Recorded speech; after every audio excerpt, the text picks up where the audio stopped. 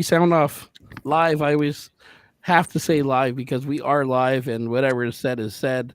There's no drama. There's no bullshit on this show. But tonight we got Distodius. I hope I said that correctly. But we got Caleb, Aaron, Doug, Distodius. Tell us about yourselves. Who wants to go first since there's four of us to go with here? Um, yeah, I'm Aaron. I play guitar in Distodius. I'm probably the youngest one of the group. Yeah, so Yeah, I guess Aaron and I actually work together, and we during a 10-hour shift together, we just got down a rabbit hole of talking about a whole lot of music and guitars and yeah, pretty much everything music related possible. And next thing you know, a couple weeks later, he comes over with his guitar and we start just jamming random stuff. We kind of decide, hey, this is kind of cool. We're coming up with some pretty cool riffs and stuff. Maybe we should see where this goes, start writing some original stuff. I reached out to Aaron, who I'd been in a project with years and years in the past, and saw if maybe she could be coerced out of retirement and come back and do a project. And she said yes. The three of us were writing a bunch of stuff and thought we kind of need to round out the project. Aaron put up an ad, and Mr. Doug answered the call, and lo and behold, the core four of us kind of became Distodius. We had an original drummer named Chris. Things unfortunately didn't quite work out with him where he was at in his life, so he stepped away from the project. But we've kindly welcomed our drummer Ryan with open arms.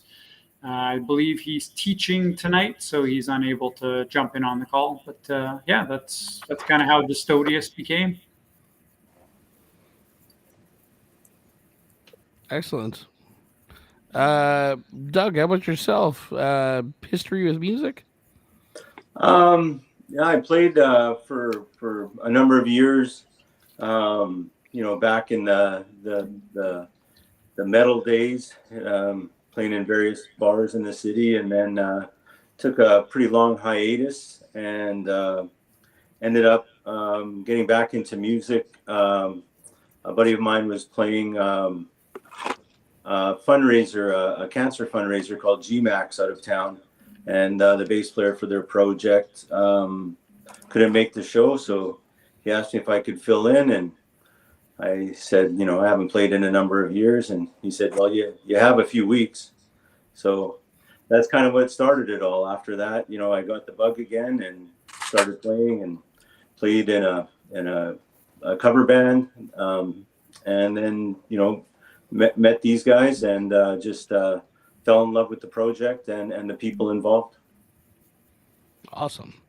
Aaron, yourself, have you always been into this style of music? You've obviously played in other bands as well. Same style, or? you're referring to E Aaron or A I'm Aaron? sorry, I'm referring to E. Aaron.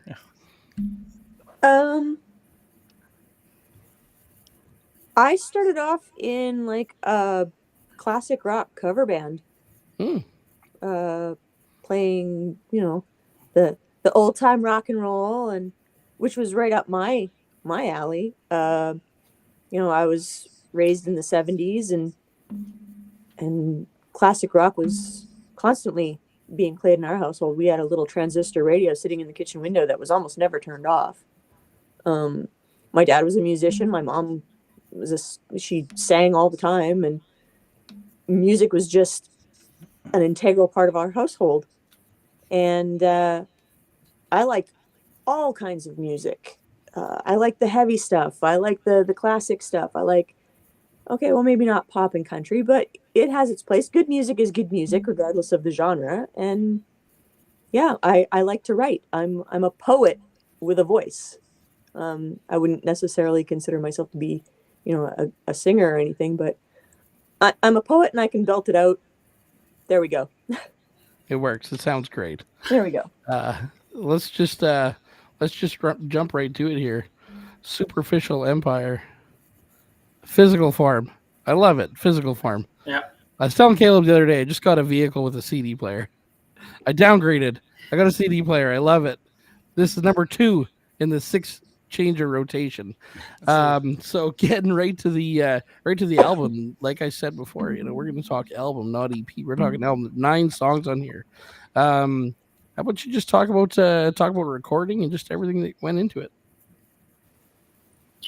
Recording was a bit of a process in the fact that 5 people, 4 of us predominantly, so to speak, air quotes, driving the bus. It was a matter of, something that you can relate to yourself, Joel, where you and Valley Narrow are at, deciding on what studio to go to, deciding how many songs. Did we want to go with a full 9, or did we want to shave it down and just do an EP, pick the best 5, which then that leads down a rabbit hole of, well, which 5 are the best 5. Once we collectively all decided, we're going to do the full 9, we agreed on going with a local studio. Shout out to Mike Cornell at Vambo Studios. And that's where we decided to do all the tracking, and I'll let one of the other guys jump in as far as how the tracking went. I mean, yeah, we did the tracking over, I think, early in the spring. We did a lot of, we started off with drums. Actually, I think drums were the first thing. Did a lot of backing tracks. For me, it was my first time in a professional studio. I do a lot of just home studio stuff myself, but to have somebody else sit back and, take the lead where Mike did, and in a way where he just made everything just feel so comfortable. It felt good. We did, I think for the most part, everybody enjoyed their experience, recording that album. Sometimes I felt like maybe we rushed a few things, but in the end, like, I'm pretty proud of what came of Superficial Empire. What started off as like, it was supposed to be like 3 songs turned into an album, and what we have now. So yeah, I agree. The whole recording process was very comfortable. Mike's studio, I recommend it to anybody, and he made us feel at home, and he got a lot out of us. Very patient guy too, so it was nice to work with him. Personally, I live for recording. It's my favorite part. Okay, the writing's my favorite part, but to get in there and bring that thing to life, that thing that started out as some scribbles on a piece of paper, and to just to see it come alive in the studio, it's amazing. It's my favorite part. I remember some of the parts, like just to reiterate what Aaron had said, like, yeah, when we started actually just recording in Caleb's basement, just some of our parts, like, yeah, it was cool. And then we got into the studio, and we were keep getting some of these mixes, but, well, I shouldn't say rough mixes, or just some studio stuff. But when we finally got our started to get our final mixes back, like, it was pretty magical. It was special. Like, it's a good experience for a band. I think a band today, even just to go and go to professional studio, get out there and let somebody else take the reins. Like, and Caleb said this to me before, just an outside perspective, right? Of to take it a direction we might not have thought of before in the past. So it really, I would do it again in a heartbeat. I think you need that outside perspective sometimes. So. Yes, I couldn't agree with what Aaron and Aaron was saying, and Doug. Going in and having that independent third party who, you're paying the person, but their reputation's on the line to a certain extent as well, to, when the finished product comes out and the studio name's attached to it, having that someone who can, in a very polite way, coax you to, you can do better. We can get a better take out of you, and do it in a really polite way. It was awesome. And Anytime he says, "How did you think it sounded?" yeah, And you're like, "Yeah, okay, I'm doing it again." yeah, it was great. And like Aaron was saying, I mean, every band now we all have access to things, whether it's a Garage Band on your iPad or Reaper, which is a free service download, or to some of the paid stuff. A lot of guys can say, "Well, I can do it at home. It'll save a whole lot of money." Yeah, you can, and there are some bands that have done it at home, and it's sounded good. But there's something about the camaraderie and working with someone else and learning how to take criticism and having that feeling of, okay, you're live, let's go. I think we all grew as musicians, we all grew as friends. It just really brought us together, and I think the finished product shows that. Absolutely. It's weird. I went like mono there for a second. It's it's a great album. I've listened to it a bunch. Real standout songs. Total riffing in there too. It's awesome. The whole band just sounds so tight in it though, right? And for obviously it's your first one out there, and I found there's some adventurous parts in it with the recording, and it's just a big sound album, but fantastic. My personal favorite is Empty. Ooh. Yeah, so that's kind of what I wanted to lead to next. Do you guys have personal favorites on this album? It's funny you say that. Empty almost didn't make the album.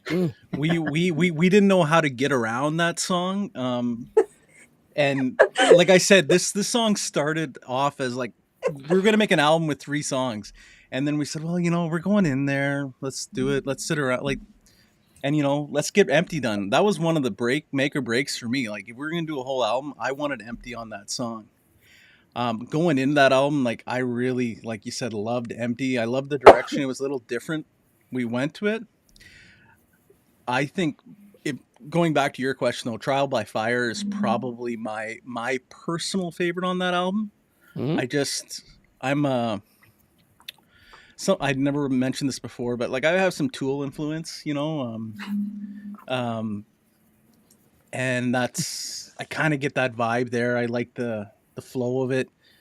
Empty is the only song that's just is not in standard 4/4 time. It's like what 7/8 time or something. Sorry.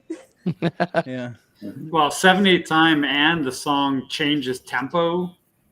Yeah, we go. Yeah, it go from, I think it's 96. Then that breakdown actually speeds up to 100, and then it comes back out and resolves back down to 96 again. So the drummer and Mike at the studio was a little concerned how to like create a click track to make that all happen. And yeah, there was a lot of time and energy that went into bringing Empty full circle. And yeah, Aaron, you and your weird time signatures. Sorry.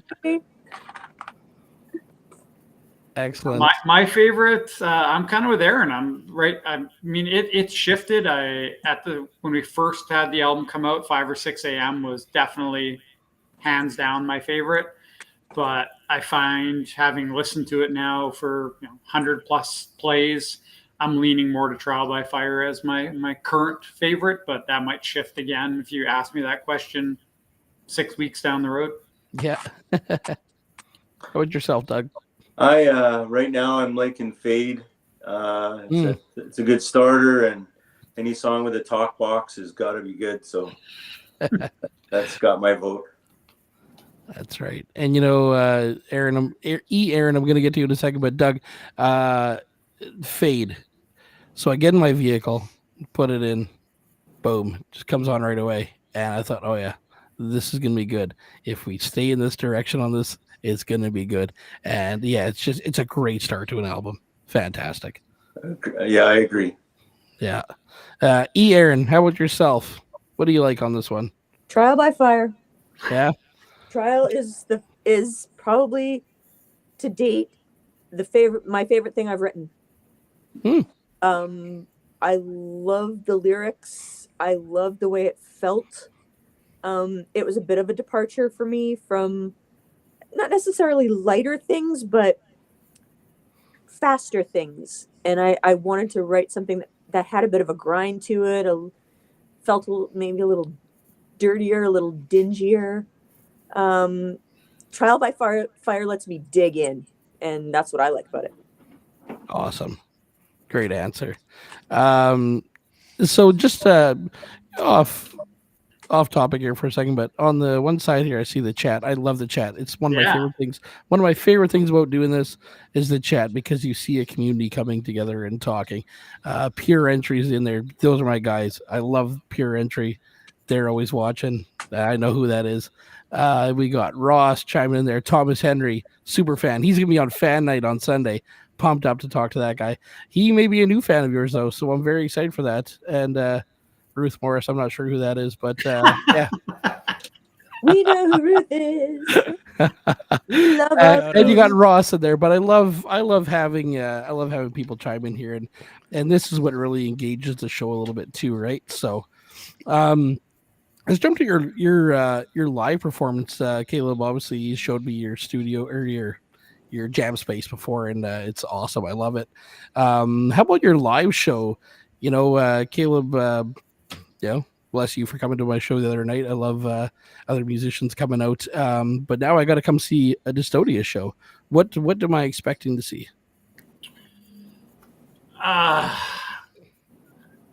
That's a loaded question. I would actually throw that out to Ruth and Ross if we want to include some more feedback from the fans that took the time to chime in and be with us tonight. I think Ross has seen us twice.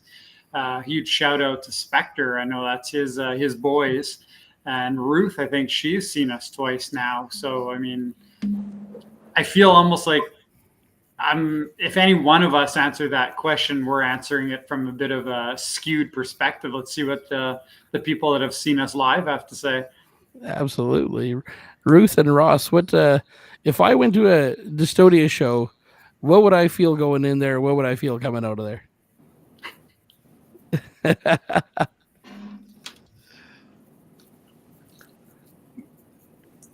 Oh yeah, you got some viewers here. This is good. This is awesome. Yeah.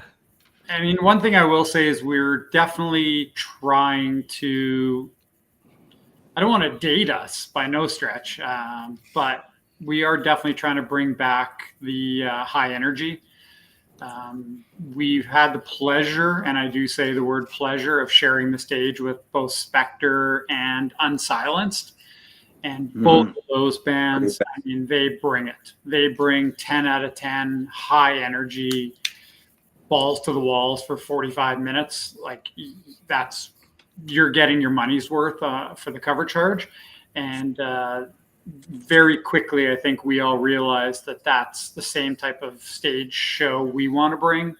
If someone's going to pay 10 or 15 bucks of their hard-earned money to come out and see some live music, we're going to bring a show. So we've got some surprises we're working on, some lighting and some stage risers and fog and some other kind of cool stuff that we look to bring out in the new year to try to elevate our stage show and just keep bringing it.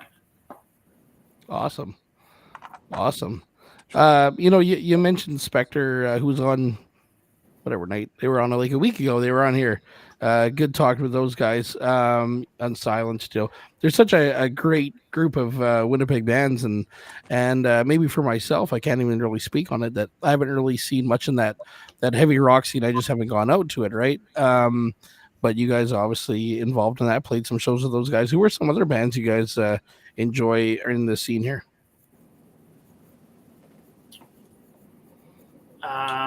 We played with 66 Aces.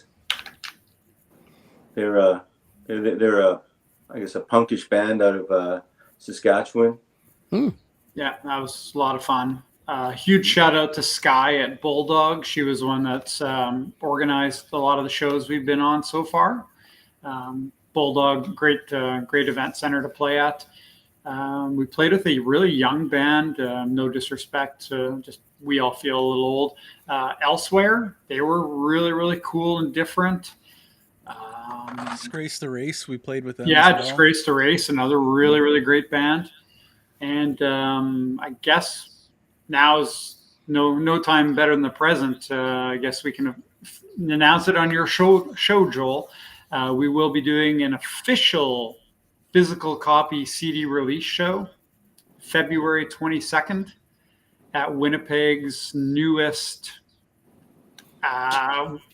live music venue, the Side Stage. And we're going to be doing that show with two other amazing local Winnipeg bands, Ash and the Arsonists, and a band that's bringing their first time out on the stage, Numata. So, Awesome. yeah. That sounds like a good time. Inside stage, I love it. It's such a good venue. I'm so happy to have you guys play there. Yeah, that'll be a great show.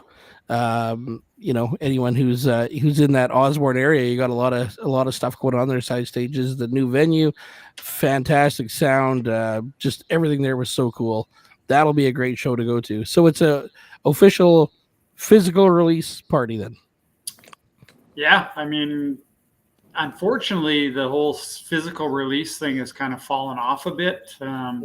But we literally, again, shout out to Spectre and Unsilenced. We saw they had physical copies, and we saw people were buying them, and we're like, well, maybe it's worth the investment. We'll buy 100 CDs and see if people buy them. And so far, so good. But we definitely want to do an official CD release show and play with two more bands that we haven't had the pleasure of sharing the stage with yet. But I think that venue and those two other bands, it should be one hell of a good night.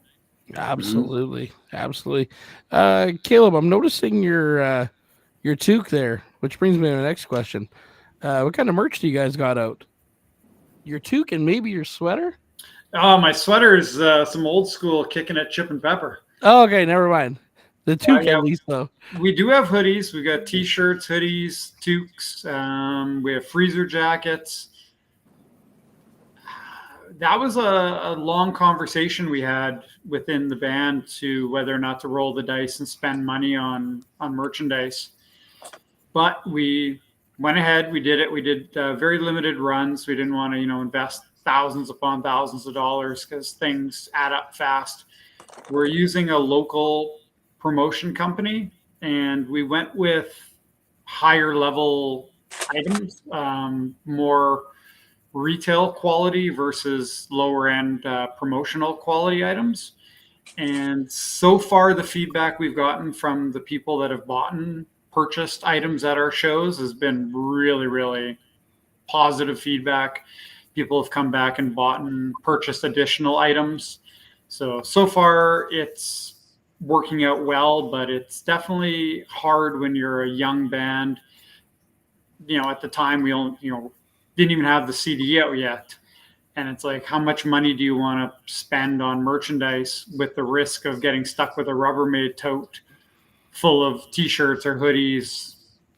So it was tough, but I think we're pretty happy with what we've put out so far. And I think you'll see some new stuff coming out on that February 22nd show as well. Awesome. Who are, growing up, you guys and gal, growing up, who were some influences of yours growing up? I think you said growing up like 5 times. Sorry. For me, as a bass player, I was always a metal guy, and I like jazz and blues as well. So I was heavily influenced by Steve Harris, Geddy Lee, and the early Rush album. A bass player that I like a lot that's not well known, his name is Mars Cowling from the Pat Travers Band. That's another guy that I borrow some licks off now and again. And on the jazzier side, I can't play much of it, but I love listening to it and try to learn some of it, is some of the Jaco Pastorius stuff, and those type of things. So it's a little diverse, but when you come together with other players, it's nice to have things in your arsenal that you can add to the flavor of the songs. Awesome. I never heard of Jaco until Well, how long have I been with my wife for? Her brother is obsessed with him, I believe. So, but yeah, fantastic player. And I Absolutely. recently found out he played on a couple Joni Mitchell albums too. So it's all around good player. So And a blood, sweat, and tears for a little hmm, bit too. Yeah. interesting. Things you learn, eh? How about yourself, Caleb? Myself, mine ranges really, really wide, much like Doug. Growing up a product of the 80s, really, really big into bands like Rat, Poison, Skid Row, Metallica, Iron Maiden, Judas Priest. The 90s, I kind of checked out of music, but then getting back into now, I'm a big fan of Hailstorm, In This Moment, Slipknot, I Prevail, Spirit Box. So, I mean, I'm all over the map, which also reflects in the fact that on the album, I think I played in 5 different tunings, ranging from standard to drop A. Hmm. So I try to take from everything. Aaron, did you just poke fun at me yet again? It's in the key of L. We got together last night, and it was like the first time I think I heard him play in standard tuning. And it didn't last long. Didn't last long. He's like, I think I got to drop this E to a D here. Hold on a second.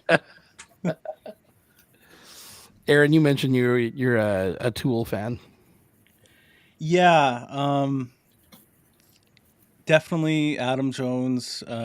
Even that whole band in itself, just I'm not going to sit here and rave about Tool, but I'm not even. I never even grew up like a metal kind of guitar player or anything. I mean, I just like making music. We're together with a good group of people. If I were to tell you I would start my own band, might not be this music. I don't know, but like I take a little bit from everything. Again, like Caleb had said, I was a big Poison CC fan back in the day. Skid Row. Growing up, like my brother and sister were 10 years my senior, and they both listened to all that '80s stuff. Metallica. We were talking before the show. We were talking about the wah. I love using the wah. I love using like that Kirk Hammett stuff. Big Slash guy. I try to like his melodies. Zach Wild. Maybe maybe I reached for that pinch harmonic a little too much, but taking a little bit all from that. Really like listen to Dimebag stuff. Like a lot of early '90s influenced metals stuff like that. But at the end of the day, like I like picking up my guitar and rocking out to Stevie Ray Vaughan and stuff like that. I'm very blues influenced, at least I feel. You can maybe hear a little bit of it in our playing, but I think that's something you get from Distodius. I think we're all kind of pushing this band in a little bit of a different direction sometimes. And it's good, it creates tension, but at the same time, like, when we get something right, like we get something right. And, Doug's got his unique style, big, heavy bass sounding stuff, Caleb's coming around chugging, I'm putting my little touch on things, and, Erin's got her whole thing. And, even with Ryan, shout out to Ryan, wish he could be here right now, but, like, dude's got such a good attitude and he just pounds the skins. His footwork is great. His timing is clutch. Yeah. Excellent. Aaron, Aaron, you mentioned songwriting and stuff like that. Do you have any songwriters you really look up to?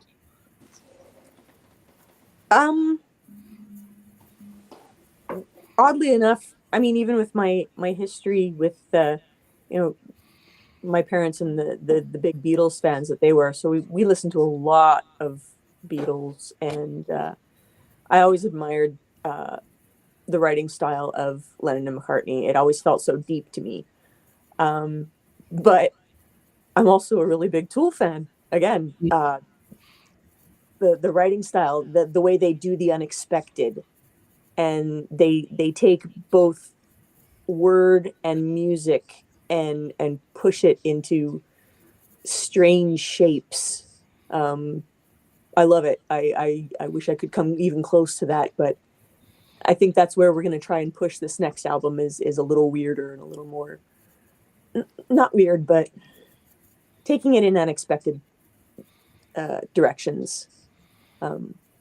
So yeah, that's not a lot of influences, but I'm very Oh, devoted to the ones I do have. yeah, for sure, right? I see a comment here from Christy. Did a cover of Pretty Reckless at your first live show. Which song was that? Makes me want to die. Ah, good one. Good Mhm. one. Good one. I was always amazed to hear that was the little girl from the Grinch movie. Right? This is Blew the my wildest freaking thing. mind. I'm like, oh, And now my kids watching that movie every 2 days. I'm like, never mind. I'll tell you when you're older. You know what? I just found out about her. She's sponsored by Rev Amps. Shout out to Rev. A Oh, big cool. Rev fan, local guitar maker or guitar amp maker. Yeah. So Trudeau. Just talking about that scene, just a comment about Pretty Reckless, and you guys obviously have a female fronted band, and not big into that whole female fronted thing. I like the idea. I don't like I don't know what the word I'm looking for. The just being they're a female fronted band. No, they're a rock band, right? But speaking of female vocals, do you guys have some favorite female vocal bands? Caleb, I'm just gonna call you out on it. I know you're an In This Moment fan, so Yeah, I mean, me, I for some reason, I've leaned or lent that way for a while. So definitely In This Moment. Unleash the Archers out of Vancouver, definitely one of my favorite female fronted bands. The Order of Chaos out of Edmonton. Cobra and the Lotus out of Calgary. Of course, Hailstorm, The Warning, Evanescence. All amazing female fronted bands. Spirit Box, Ginger. Yeah, so many that are killer good. The problem becomes trying not to have those influences pour in so much that the fans can pick it out.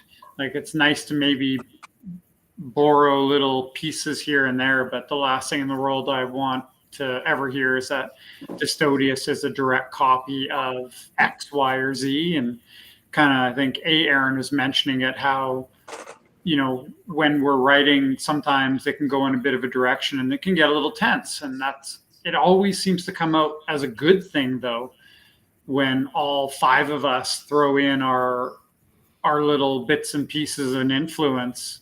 It's the end product ends up sounding like Distodius, not any of the bands that I just mentioned. Yeah, for sure, right? And I'll have to check those out. Never heard of that band before. Thomas Henry always comes up with these bands I've never heard, and that guy he needs to start promoting for bands.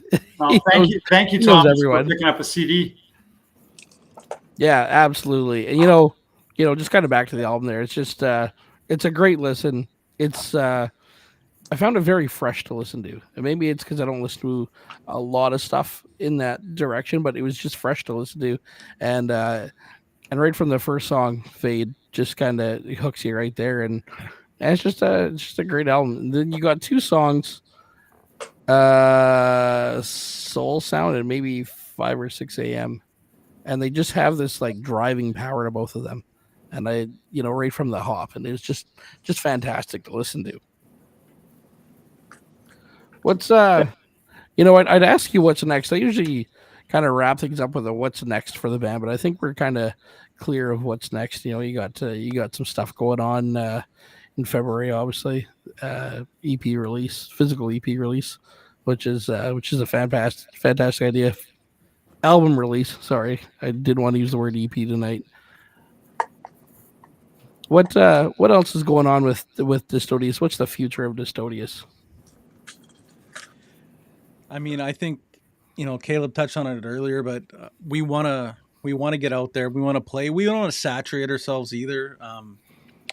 There's some bands out there playing multiple times a month, and hey, that's great. But you know, we want to work on our live show. Like we've got some stuff planned.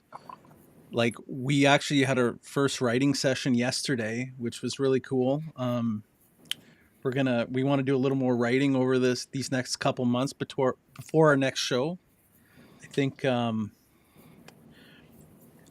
the February 22nd show. I mean, the side stage is not a huge show, huge stage, I should say, but we should have. Hopefully, we might have a new song or two to. Hopefully, maybe we'll see. Hopefully. Is Ruth quoting Pinky in the Brain? Yeah, I think so. Ruth. Excellent. Well, you know what? It's been great talking with you guys. Like I said, you guys, you're just a great band. I'm glad I discovered you. I haven't met any of you besides Caleb in person, and Caleb, you're just you're a genuine human being. I appreciate the time that I've seen you in our chats through Messenger there, and it's always good to just talk music with people, right? And you know, Aaron, I can tell you're just you're a true guitar guy, and I'm sure I could probably talk to you for hours, and I kind of always gravitate to the guitar people on this show sometimes. But yeah, just a great band. I love what you guys are doing. I'm excited to hear more. Looking forward to your EP release. Caleb knows another thing about that night. Unfortunately, I won't be in attendance because I have my own EP release that night. But you know what? It's only a few blocks away from each other, so. If you could do the dual ticket, come to our show, go to their show. Maybe we can stagger our times. We'll work this one out. It'll be a great time down Osborne. Yeah, hell yeah. Awesome. All right. Well, great talking with you. Thank you you, know, Joel. obviously you guys will get some more stuff out. Love to have you back on, talk some more. People are still chiming in the side. This is fantastic. There's got to be like 50 comments in there. And like I said, I absolutely love when that happens. This Sunday, 7:00, we got a special show. We got a fan night, which is just the fans. I got a pretty good lineup. I might have a special guest coming in who may sit. I hate these reverse cameras. Probably sit right beside me here. She may come in for a little bit and talk with people too. So she might be my biggest fan. So might have a special guest come on too. But we got Ruth coming on. We got Thomas Henry coming on. Jen Minoz. We got some good people coming on. They're going to come on and talk about music.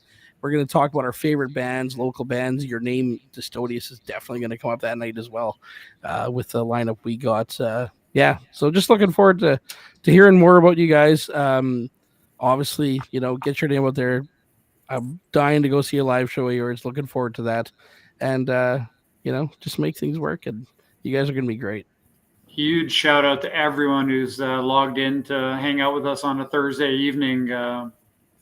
Truly, it means so much. Thank you guys. And Joel, thank you so much for doing this show. Thanks, it's great to Joel. bring the community together and let us all meet each other and hear what everyone's got going on. Like, thank you for taking your personal time to do this and put it all together, man. It means a lot. No problem. This is what it's about. We're networking. We're talking. I love talking to people. Like, there's so many new names coming in there. I absolutely love it. But one more thing with Distodius, I think you know, we've had talks that maybe we could do a live from the jam space to get some live music on the show. You know, we won't do any spoilers, but I think that's the next thing to happen is live music on the show, and I'd love to have you guys be part of that. So we'll talk about that. You guys will be back on. Really looking forward to it. All right, Awesome. good. Take care. Thank you again, Joel. Bye. Thank you, everyone. Have a good night. Thank you. Thanks, Joel.